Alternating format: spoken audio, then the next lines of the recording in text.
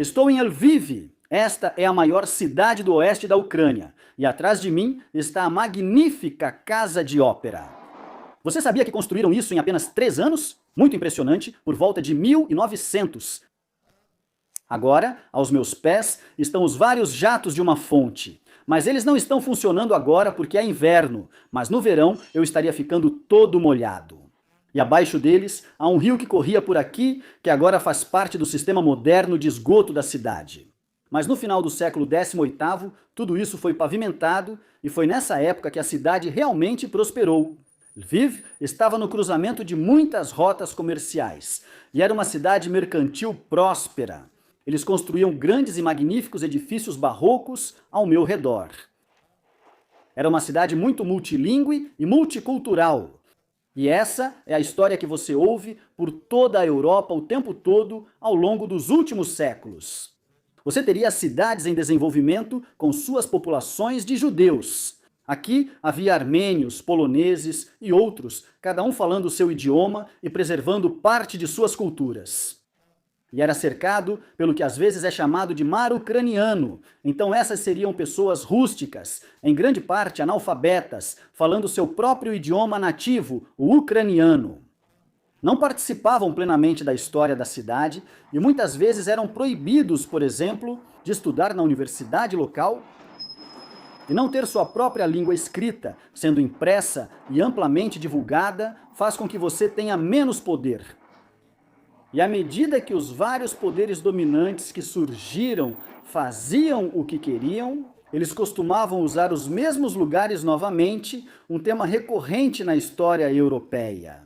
Eles querem usar os mesmos lugares que têm poder simbólico para mostrar que agora são eles que estão no controle. Então isso eram apenas 2 ruas separadas, uma vez com um rio passando por elas.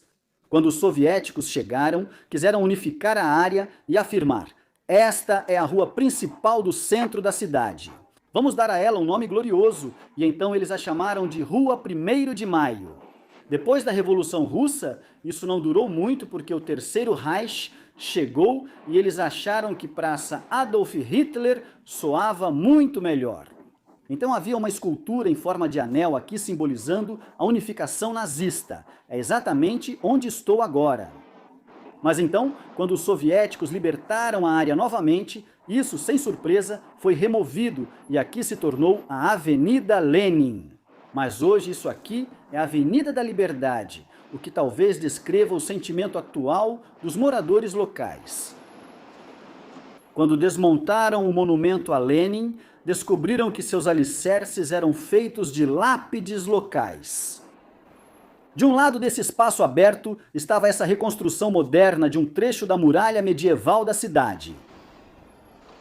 Aqui também você encontrará um enorme monumento de bronze. Aqui você vê muitas datas significativas na história da cidade, quase todas marcando algum evento sombrio. Tantas invasões e muitas vítimas emagrecidas do Holodomor, a grande fome sob Stalin. Aqui você vê a mão agarrando de um padre. 3 padres estão puxando o país para lados opostos. Entre eles, o padre ortodoxo russo está com a mão sobre a Crimeia. Esta é uma escultura de Taras Shevchenko, e como você pode ver, ele era muito alto. Ele está fundido em bronze, assim como esta enorme peça de escultura atrás de mim. Na verdade, ela foi fundida na Argentina por ucranianos, parte da diáspora ucraniana que vive na Argentina atualmente. Ela foi projetada aqui, mas fundida lá, e é profundamente simbólica. Agora, dizem que há mais monumentos a Shevchenko do que a qualquer outra pessoa no mundo. Ele faz parte da identidade nacional ucraniana. Foi um poeta e pintor que começou a vida em servidão contratada.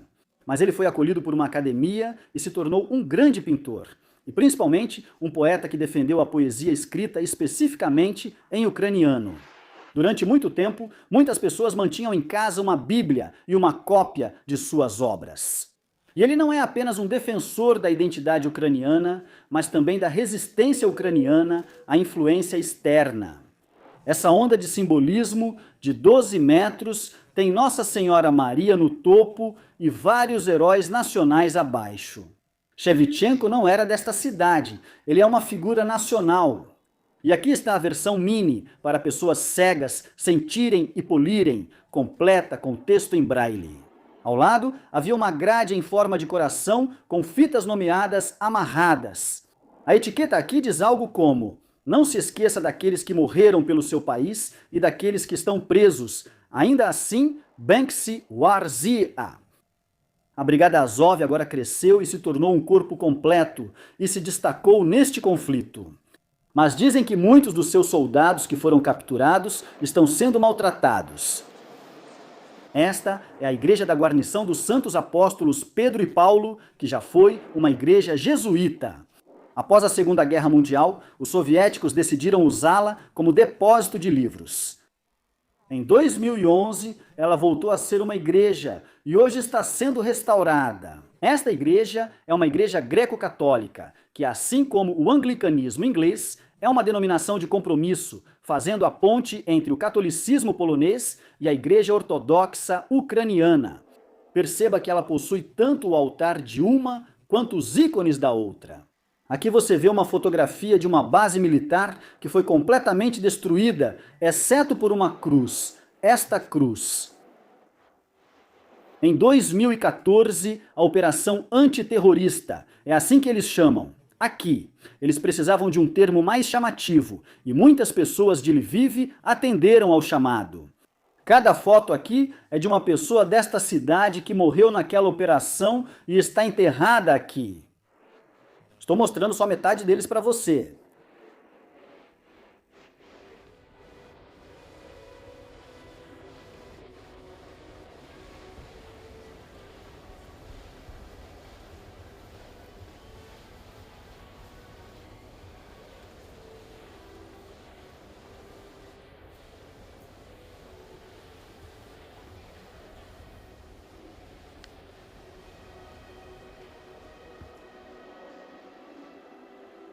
Na cidade barroca, os ricos comerciantes católicos construíram suas belas casas. Mas se eles as construíssem com mais de 3 janelas de largura, como aquela ali, tinham que pagar um imposto extra. Então, era uma forma de ostentar. O comandante militar local tinha uma casa com 5 janelas. Que sujeito! A Casa do Rato, a prefeitura. Quando isso foi construído pela primeira vez, os moradores desprezaram e ficaram ressentidos. Chamaram de prédio com a chaminé, mas agora é amado, e às vezes um trompetista toca da torre. Agora estou em uma igreja armênia. Houve uma época em Lviv em que os armênios eram a comunidade mais rica e bem-sucedida de toda a cidade. Mas então veio a guerra e após a Segunda Guerra Mundial, eles perceberam para onde o vento soprava. E eles não queriam ficar no Império Soviético, então eles partiram, deixaram este lugar e foram para... Isso pode surpreender você, Polônia, para evitar a União Soviética. Hoje, na Grã-Bretanha, vemos a Polônia do outro lado da cortina de ferro. Então, tudo isso é União Soviética, certo? Mas a Polônia era pelo menos semi-independente da União Soviética. Essa região fica próxima da fronteira polonesa, permitindo que as pessoas daqui assistam à TV e ouçam rádio poloneses. E eles viam um mundo diferente, com mais cor. As pessoas deixavam as crianças usarem roupas coloridas e olhe só o que passava na televisão deles. Era incrível. Então, para eles, o mundo polonês era um mundo de aspiração. E depois da queda da União Soviética, as pessoas começaram a voltar. Os armênios começaram a voltar para Lviv. E eles começaram a restaurar essa bela igreja armênia. A cruz armênia não é representada com o corpo sangrando pregado nela. Em vez disso, como você pode ver nos cantos dela, aqui ela cresce, cria folhas e floresce com a alegria da ressurreição. Na Grã-Bretanha, estamos habituados ao visual protestante das igrejas e às vezes esquecemos que as medievais já foram assim. Pintada em uma explosão de cores, não passou despercebido que muitas das figuras nos murais desta igreja tinham uma semelhança impressionante com a equipe de pintores que as retratou. Isso chegou até ao Jesus ruivo. Aqui, isso não foi bem aceito.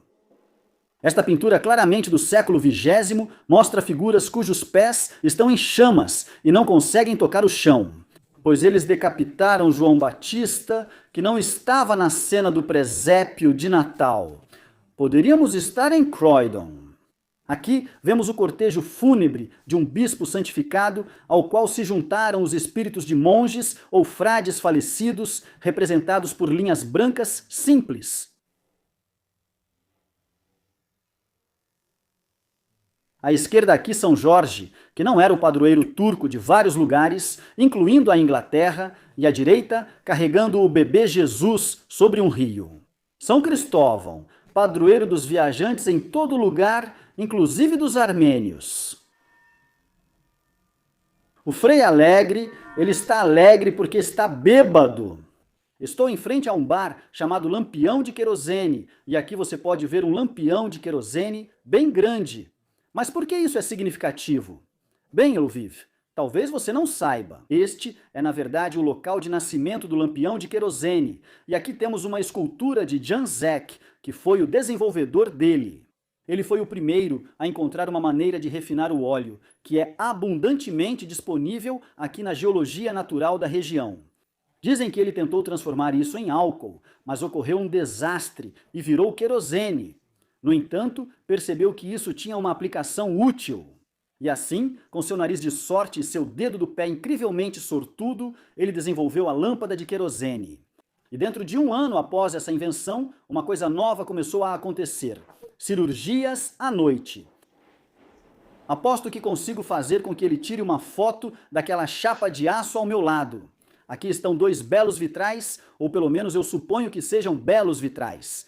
Não consigo realmente dizer o quão belos eles são, porque estão atrás de placas de madeira, que mesmo aqui no extremo oeste da Ucrânia, hoje foram consideradas necessárias para protegê-los de possíveis explosões. Atrás dessa chapa de aço, há uma escultura em madeira do século XVIII da crucificação. Me disseram que este café se chama Armênia, é uma cafeteria.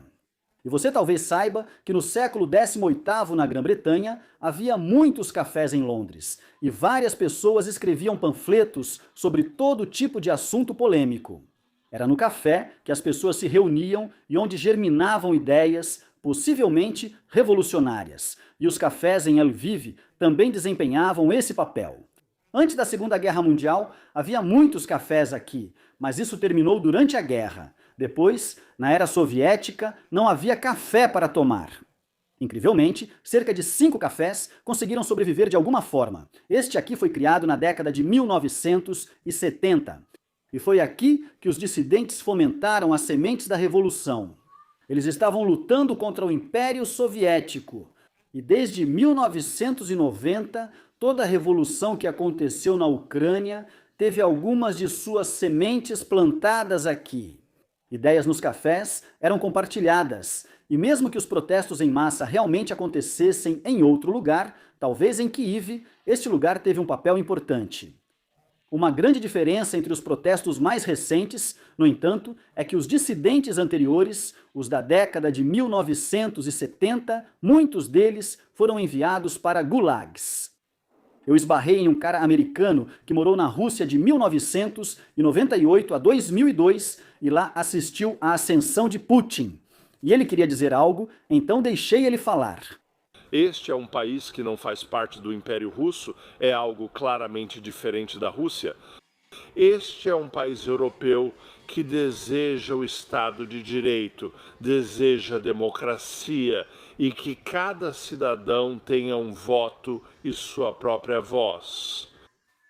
Esta é uma nação multicultural e multiétnica que respeita essas diferenças, ao contrário da Rússia, onde a etnia russa é dominante. Este é um país completamente diferente da Rússia. E toda vez que a Rússia, e Moscou em particular, teve um momento de fraqueza, este país tentou escapar e sempre foi subjugado. Mais uma vez, quando a Rússia se levanta e recupera seu poder, isso não pode acontecer novamente. A Ucrânia é europeia, a Ucrânia é independente, a Ucrânia tem uma identidade própria e uma cultura própria. E se permitirmos que isso aconteça, essa subjugação aconteça, não vai parar na Ucrânia. Isso não significa tanques nos Campos Elíseos, significa que há uma ameaça vinda de Moscou que vai impor sua ordem sobre a Europa. Se os europeus e os ocidentais em geral, incluindo os americanos, acham que podem escapar disso simplesmente apaziguando o louco e os loucos no Kremlin e a ideia do poder imperial russo, então isso não vai parar na Ucrânia.